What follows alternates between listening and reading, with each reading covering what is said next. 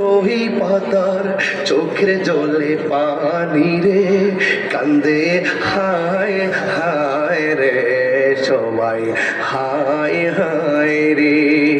মা কান্দে, বাজান কান্দে, কান্দে আপনজন, কান্দিয়া কান্দিয়া জনম বিদায় তোমায় দিবে রে, কান্দে হায় হায় রে সবাই, হায় হায় রে। বাপের বিদায়টা মনে করেন, দাদার বিদায়টা মনে করেন, নানির বিদায়টা মনে করেন, বন্ধুর বিদায়টা মনে করেন, এলাকাবাসীর বিদায়টা মনে করেন। ওই বিদায়টার প্রক্রিয়া যেমন মারা যাওয়ার পরে কাঁদলো, মারা যাওয়ার পরে মাইকিং হলো, মারা যাওয়ার পরে কাপড়ের কাপড় আনলো, মারা যাওয়ার পরে মসজিদের খাট আসলো, মারা যাওয়ার পরে বড়ই পাতার গরম জল হলো, মারা যাওয়ার পরে নতুন কাপড় পরাই দেওয়া হলো, মারা যাওয়ার পরে লাশটা কাঁধে নেওয়া হলো, মারা যাওয়ার পরে গুরুস্থানে নেওয়ার আগে জানাজার মাঠে যাওয়া হলো, এরপরে গুরুস্থানে নামাইয়া দেওয়া হলো, উপরে উপরে বাঁশগুলা বিছাইয়া দেওয়া হলো, আমাকে মাটি দিয়ে চরম ভাবে বিদায় হয়ে গেল।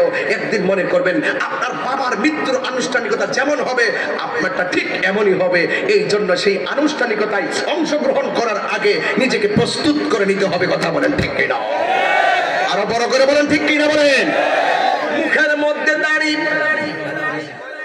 খুব মনোযোগ। কষ্ট হচ্ছে আপনাদের? মানে কষ্ট হচ্ছে আপনাদের?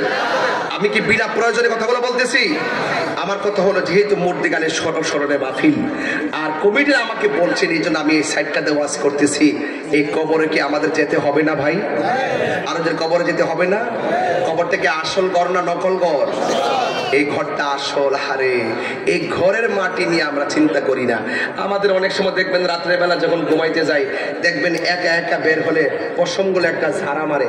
অনেকে মনে করে ডরাইয়া মনে ঝাড়া দেয়, আসলে কিন্তু বিষয়টা এরকম না। এই ঝাড়াগুলো কেন জানেন?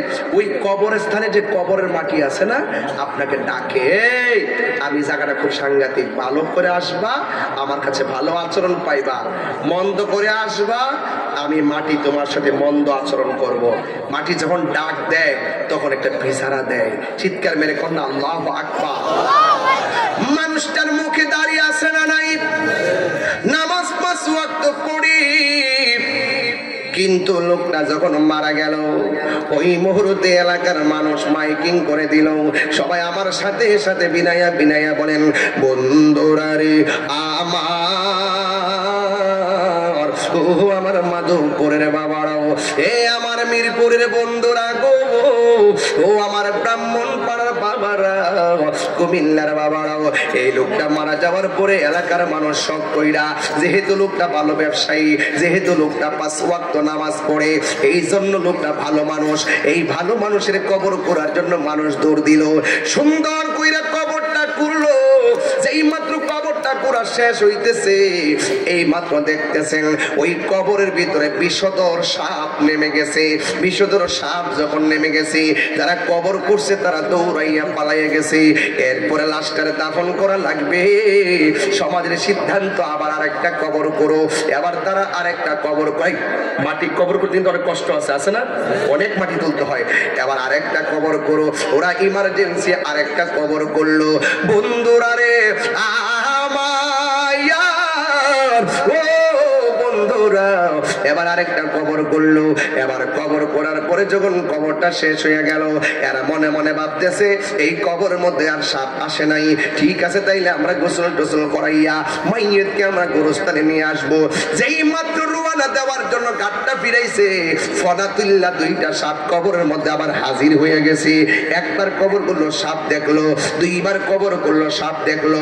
ওরা মনে মনে ভাবতেছে কি ব্যাপার, এমন একটা লোকের কবর করতে আসছি, এই লোকটাকে কোনোদিন নামাজ কাজা করতে দেখি নাই, এই লোকটা কোনোদিন খারাপ কথা বলতে দেখি নাই, অত্যন্ত সততার সঙ্গে সে ব্যবসা করতেছে, কিন্তু আমরা তার জন্য 2টা কবর করলাম, 2টা কবরের ভিতরে সাপ এসে গেছে। কারণটা কি?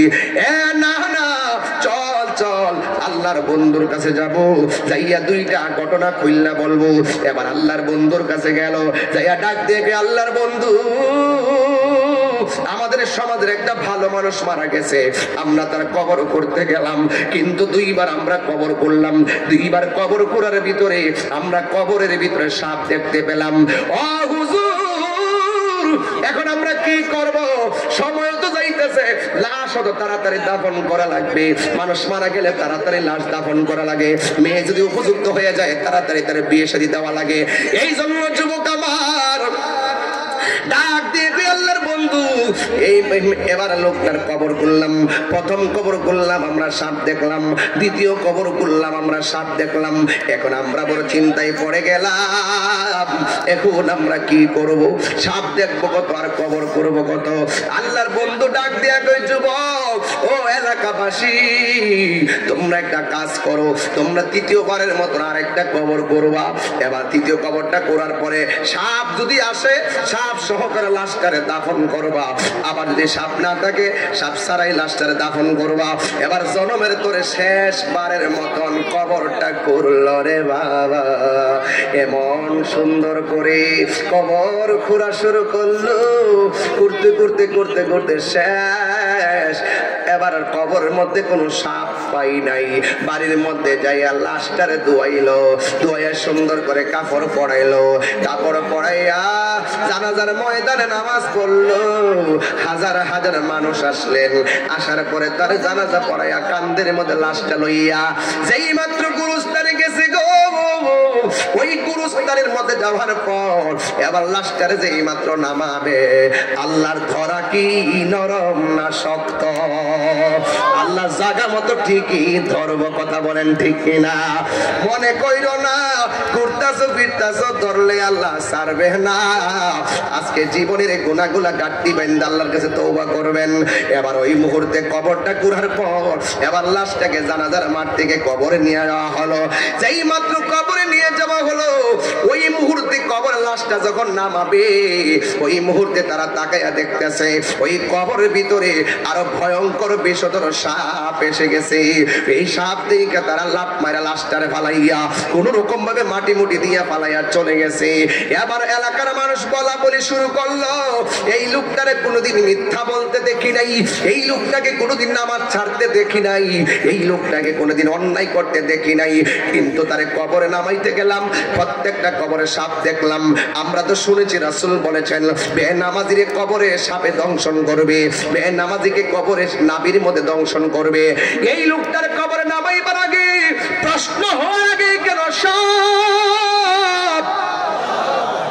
এই কথা চিন্তা ভাবনা কইরা বন্ধু বন্ধুর সঙ্গে বলা বলি শুরু করছে, একজন আরেকজনের সঙ্গে বলা বলি শুরু করলো। ওই মুহূর্তে একজন আরেকজনের কয় কি ব্যাপার, লোকটা যে ব্যবসা করছে তোরা দুই নম্বরই দেখছস নি? কয় না। এই লোকটা যে নামাজ পড়ছে তোরা নামাজের মধ্যে কোনো বেজাল করছে দেখছস নি? কয় না। এই লোকটা বন্ধু বান্ধবের সঙ্গে চলাফেরা করেছে তার মিথ্যা কথা বলতে তোরা শুনছস নি? কয় না। আরেকজনের ডাক দিয়া কয় আমরা তো বাহিরে ভালোই দেখছি, তাইলে চলো চলো তার স্ত্রীর কাছে আমরা যাই, তার স্ত্রী হয়তো ঘরের খবরটা জানবে, তার স্ত্রীকে আমরা যাইয়া বলবো তোমার স্বামীর এমন কোন কর্ম আসেনি যে কর্মের কারণে আমার আল্লাহ নারাজ হইয়া গেছি, খবর দেওয়ার আগে সাপ পাঠাইয়া দিছি। তার স্ত্রীকে যাই আমরা জিজ্ঞাসা করি, সবাই একমত হয়েছে। এবার সবাই দৌড়াইয়া তার বাড়ির মধ্যে গেল, যাইয়া জিজ্ঞাসা করে শোনো না তোমার স্বামীকে কবরের মধ্যে নামাইলাম, ওই কবরের ভিতরে সাপ আমরা দেখলাম। অথচ সাপ তো কোনো আশীর্বাদের জিনিস না, সাপ তো হলো অভিশাপের ব্যাপার। তোমার স্বামীর কবরের মধ্যে আমরা সাপ দেখলাম, তোমার স্বামী এমন কোন কাজ করছেনি যেই কাজের কারণে আমার আল্লাহ কবরে নামাইবার আগে ধ্বংসাত্মক সাপ পাঠাইয়া দিছে। হাদিস শরীফের মধ্যে আছে কোন স্বামী যদি মারা যায়, স্ত্রী যদি বলে আল্লাহ স্বামীটা বড় ভালো মানুষ ছিল, আমার নবী বলেন স্ত্রীর এই কমেন্টসের কারণে আমার আল্লাহ স্বামীর কবরকে জান্নাত বানিয়ে দেয়। আর স্ত্রী যদি মারা যায়, স্বামী যদি আল্লাহরে বলে আল্লাহ স্বামী আমার স্ত্রীটা বড় ভালো মানুষ ছিল, আমার আল্লাহ স্বামীর এই কমেন্টসের কারণে স্ত্রী কবরটারে শান্তির নিকেতন বানাইয়া দে। এবার স্ত্রীর কাছে যাইয়া বলতেছে আপনি তো স্বামীর ঘর সংসারে করেছেন, ঘরের ভিতরে কি আছে ঘরের মালিকই ভালো জানে, আমরা আপনার কাছে এসেছি, আপনি তো ভালো করে জানেন আপনার স্বামী অনেক ভালো মানুষ, কিন্তু আপনার ভালো মানুষটার জন্য আমরা যখন কবর করতে গেলাম, প্রথম কবর করলাম কবরে সাপ পাইলাম, দ্বিতীয় কবর করলাম কবরে সাপ পাইলাম, দ্বিতীয় কবর আমরা করেছি, এরপর আমরা কবরের সাপ পেয়েছি। আপনি তার স্বামীর সংসার করেছেন, সাপ সহকারে আপনার স্বামীকে দাফন করে একটা কলঙ্কের অধ্যায় এলাকায় রচনা হয়ে গেছে। আপনি আমাদেরকে বলেন না আপনার স্বামীর জিন্দেগিতে এমন কাজ করছেনি যেই কাজের কারণে কবর দেওয়ার আগে সাপ আসতে পারি।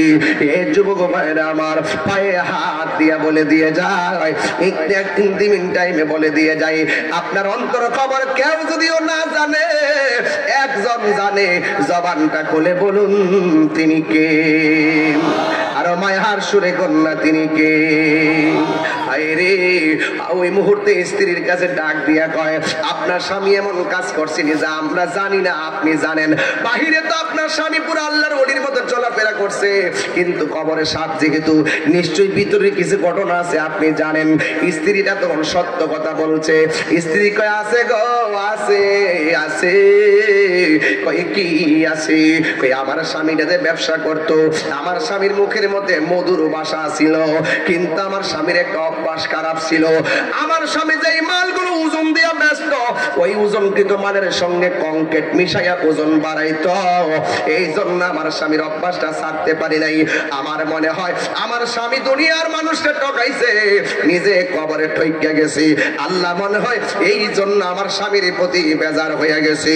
এই জন্য আমার মাধবপুরের বাবারা, মিরপুরের বাবারা ব্যবসা করবেন ভালো কথা।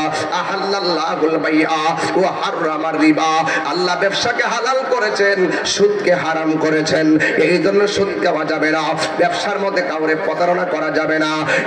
যুবকের দল, ব্যবসা হালাল ব্যবসা করবেন, কিন্তু ব্যবসার মধ্যে ঠকানো যাবে না। আপনি যদি দুনিয়ায় মিজানের, আপনি যদি দুনিয়ার পাল্লার মধ্যে কাউরে কম দিয়া ঠকাইয়া দেন, আমার আল্লাহ আপনাকে মিজানের পাল্লায় ঠকাইয়া দিবে। কথা বলেন ঠিক কিনা? আর মায়ার সুরে কন্যা ঠিক কিনা?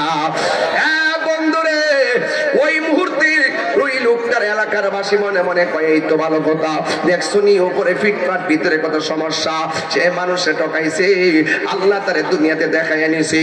ও বন্ধু বন্ধু বন্ধু রে, আপনার নবী আমার নবী বলে দিয়েছেন এই কবর বড় সাংঘাতিক একটা জায়গা। এখন আমার প্রশ্ন হলো, মাধবপুর যদি ওই ওয়াজটাকে নিয়ে আসি ১৫০০ বছর আগের ওয়াজ, আর এখন মাধবপুরের ওয়াজের সঙ্গে মিলে যাবে? ওই লোকটা মিশাইছে মালের সঙ্গে পাথর, আর আমার মাধবপুরের মানুষ দুধের সঙ্গে পানি মিশাইয়া মানুষকে ঠকায়। আছে না না? দুধের লোকে পানি মিশা আসেনিও বাবা, আসেনি রে বাবা, আছে না? ভাবছে মনে করছে যে 2 কেজি দুধের লোকে 1 পা পানি মেরে দিছি, যদি 100 টাকা কেজি হয় 25 টাকা পাইয়া গেছে। হাই রে বাবা, 25 টাকা। আরে বাবা 25 টাকা আর কিটা করতাম? মাধবপুর তো হনো গেলে আমি চুর ধরতাম, মিরপুর গেলে ধরতারো, কুড়ি গেলে ধরতারো। যারা মানুষকে ধোকা দেয় ব্যবসার মধ্যে, এমন কিছু ফাঁকে ফাঁকে লোক আছে না? দেখবেন যায় যদি কোন যায়, আমার আপেল লাগবো, কি লাগবো?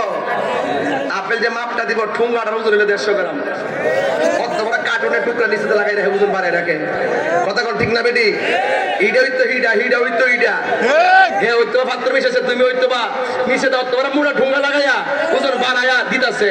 আর আপেল যারা ব্যবসা করেন, খবরদার আলগা আলাদা আপেল মাইপা দিবেন।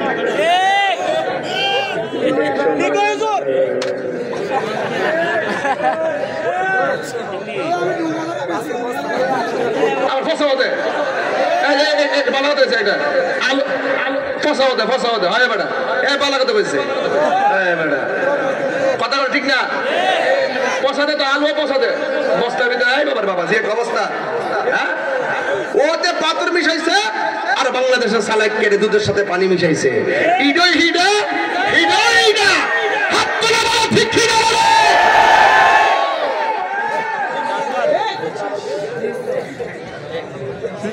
ঠিক ঠিক দুধের মধ্যে পানি মিশা। মানুষকে ধোঁকা দিবেন, নিজে ধোঁকায় পড়বেন। কথা কোন ঠিক কিনা? আরো ধরে ঠিক কিনা?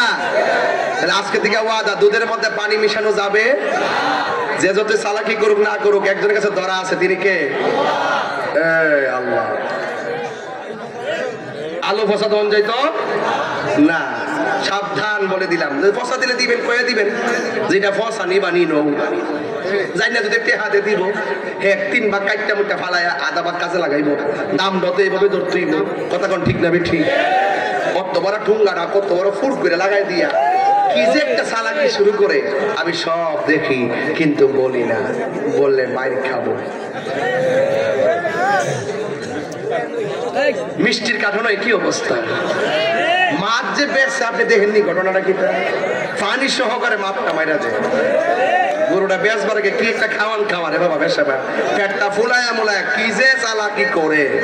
হায় হায় হায় হায়, দিনের পরে দিন আছে রে বাবা, আছে, জবাব দিতে হবে, বিচার হবে কর্ম অনুসারে কঠিন হাসরে।